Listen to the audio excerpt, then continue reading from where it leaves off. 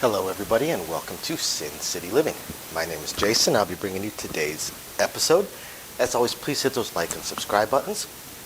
I want to give a couple quick little informational things. First, to all the fans that ask us about being able to tip the channel to show your appreciation and help us out. We still have the buy us a coffee function. Really appreciate all those coffees you guys have bought us. As you know, all three of us live off coffee. Just check the description of the video down below for a link to that if you are interested. But also, YouTube has now added a new function, a thanks button, right at the bottom of our videos. So if you appreciate what we're doing or appreciate the video we put out, please hit that thanks button, drop us a little bit. And if not, no worries. We appreciate all you guys watching. Second, we have our live streams coming up. They're going to be every single week on Tuesdays at either 1 or 2 o'clock, probably 2 o'clock. Some days I pick up the kid, I may do it at 1, but I'll let you guys know in advance. And once a month we will be doing a charity one. So this first one is going to be towards charity. After that will be our regular live streams. If they go well, we'll continue to keep them on YouTube. If not, we'll shift them over to our patrons. For most of them, we'll still do the occasional one on YouTube. And with that in mind also, please join us as one of our patrons. Just check again the description of the video down below for some links to that. And we have exclusive videos that we put up there all the time. Things we don't put on the regular channel, including the entire How to Deal Craps course. So with all that being said, we're going to go ahead and get into today's video. All right, everybody. Today's video, I want to talk about cheating. You know, a lot of players get kind of, I don't know, almost butthurt with some of the rules, some of the policies that we have, such as, I can't take money straight out of your hand. Can't do it. Can't take money, can't take chips or checks straight out of your hand. Not allowed. You gotta put them down on the table. Some people get really butthurt over this. Like, sorry, dude, can't do it. You know, not my rule, but it is my job. Same thing where I'm not supposed to touch hands with you. I'm not supposed to shake your hand. You know, a fist bump, even a fist bump gets kind of iffy. That's why you see sometimes people do like a little elbow bump. Now, some dealers will fist bump or high five, but they're not supposed to. Not supposed to. And it can look a little bit fishy at times. People get really frustrated with things like us no betting them on late bets, stuff along those lines, or not accepting their slaying bets and making them be a little bit clearer on it. But here's the thing, guys. It's there for our protection. These rules exist because of cheating. Because dealers in the past have colluded with players to cheat. A few years back, there was one at one of the major center strip casinos where an entire dice crew got in trouble. I don't believe the whole crew was involved in this, but I think 1 or 2 dealers and possibly the boxman, and it dealt with late bets.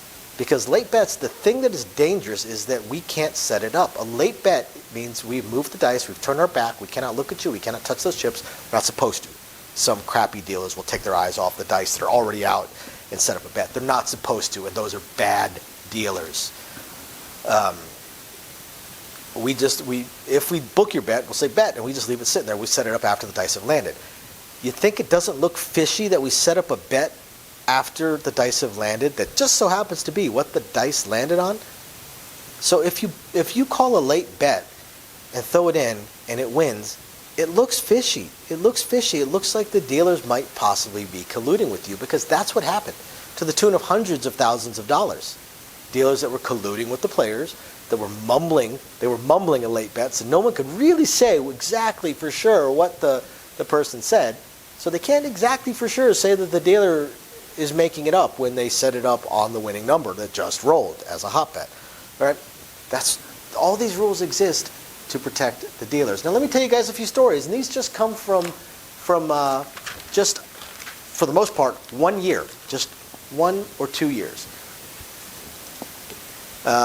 Okay, well, a few years, but the majority of these come from 1 year. So September 2017, in a Maryland casino, a Baccarat player, I'm not even going to try and pronounce his name, a last name Nee, walked away with $850,000 in winnings. Now, it was a little bit fishy to the casino because on Baccarat, your odds of winning are just under 50%. It's basically like betting red or black on roulette. It's a coin flip. right? It's why I don't understand baccarat to save my freaking life. It's a coin flip. What? Why? I just don't get it. So the odds of winning are just under 50%. They won 18 of 21 hands, including 14 straight hands. The casino was a little suspicious, so they called the FBI. And they suspected the dealer may have been in on it, although the dealer denied it, of course. So then they checked surveillance. Now, the thing with baccarat is you spread the cards, you fan the cards out, and then you shuffle. Well, when surveillance noticed that this player, Nee, convinced the other players to follow his lead, and not only convinced them to follow his lead, he gave them money to make bets.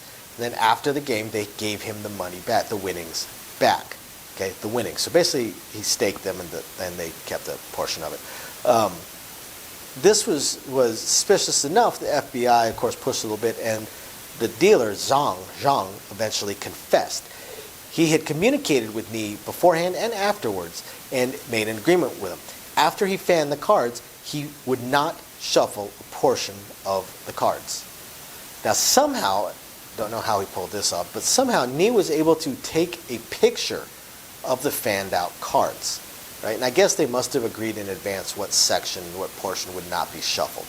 So after that, they made a bunch of small minor bets just to keep the shoe moving to get to the unshuffled part. Now during that, Nee would take various bathroom breaks and he would go check his picks and memorize the cards, memorize the sequence of cards. However, here's the thing. That sounds tough, but he didn't have to memorize the sequence of cards. He just had to look at each cluster of cards if he knows how it's dealt and just literally memorize a list in his head. Player, banker, banker, banker, player, player, banker, player. Something like that. He didn't have to memorize all the cards. He just had to memorize each block of cards. Was it player, banker, and just memorize that. And then they made their minor bets until they got to that area. Of course, everyone was arrested. Everybody did jail time, including the dealer. Had to pay restitution. Now, the thing is, they also discovered that these two had colluded at the other casino that dealer also worked at, not to the tune of quite so much money, only a little over $200,000, so combined a little over $1 million.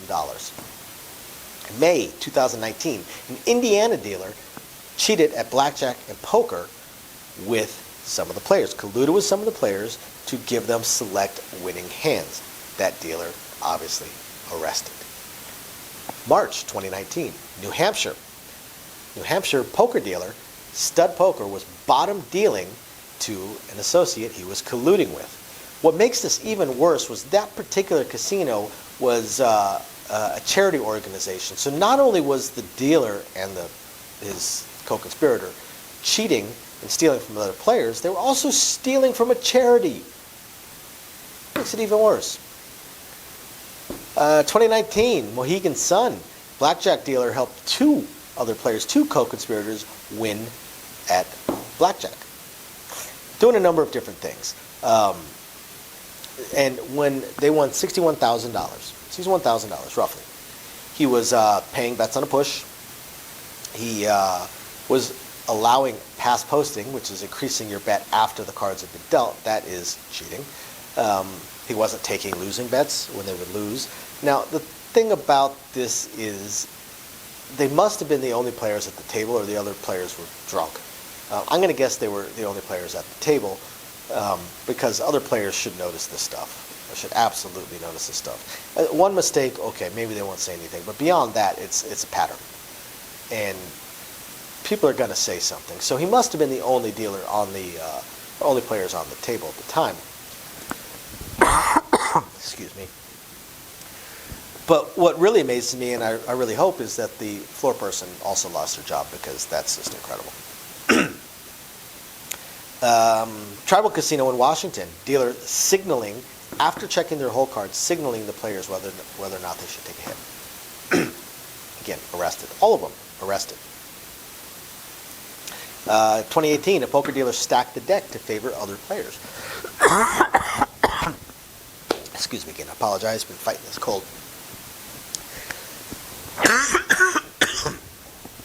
Excuse me one more time, just get a quick drink of my water.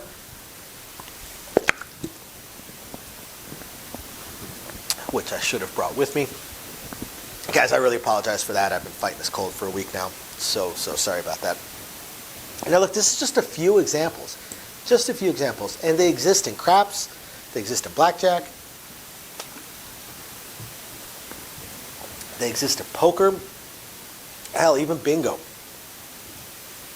Of dealers colluding with the players to cheat. That's why all these rules exist. It's to protect us from looking like we could potentially be cheating.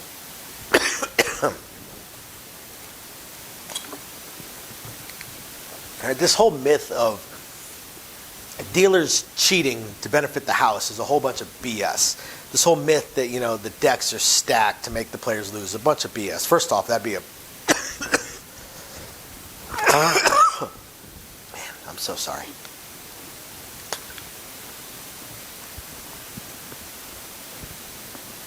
That would be magic. There's no way to know how the players are going to take hits. There's no way to know how many players are going to join. This myth that the dealers are cheating to benefit the casino, BS. There's too many controls on the casinos. They make too many millions playing it honest.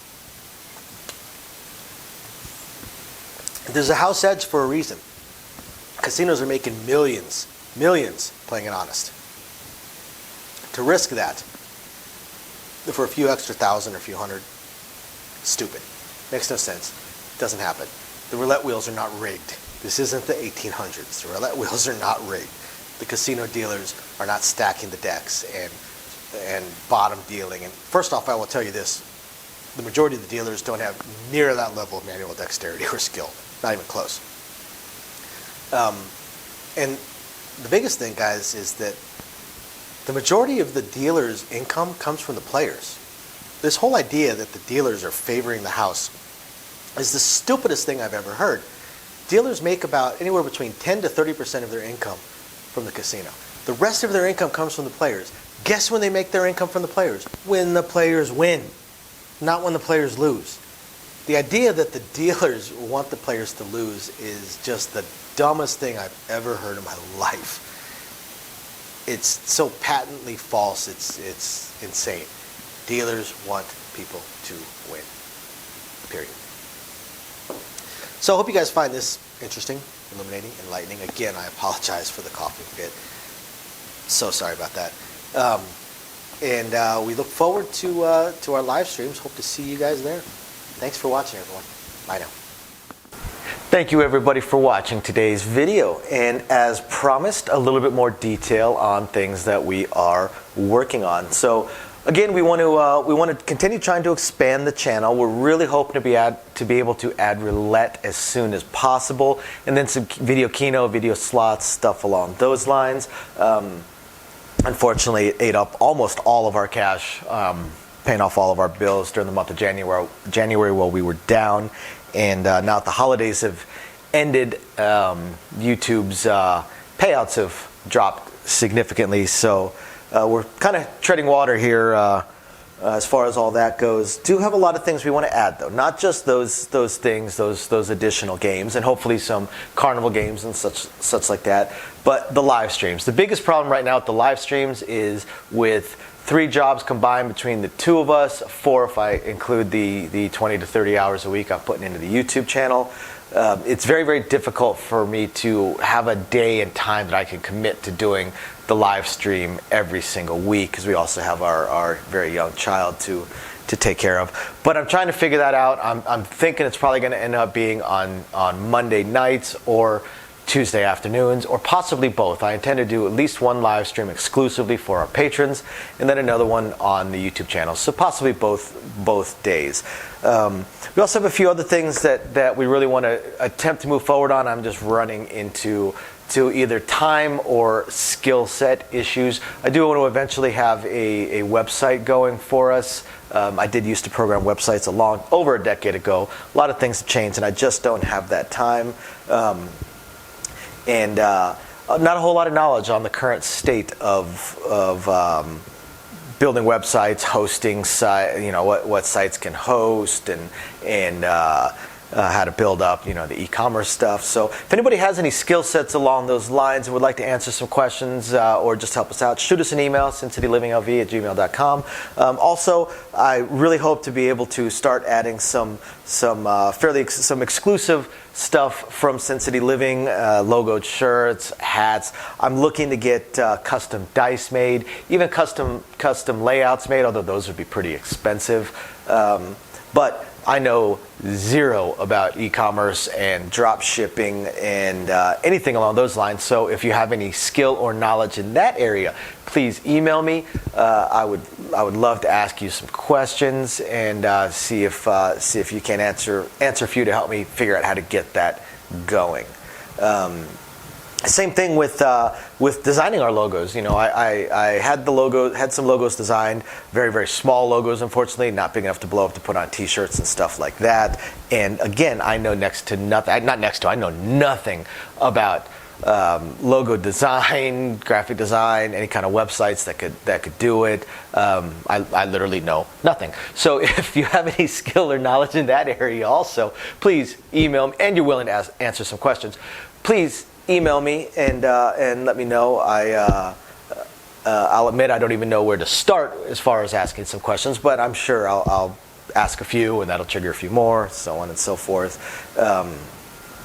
So yeah, there's that, and of course we do hope to continue to improve our AV setup, but I am an AV moron, so also right there, if you have any skill sets or knowledge in that area, please email me and are willing to answer some questions. Please email me and let me know. We would love to help.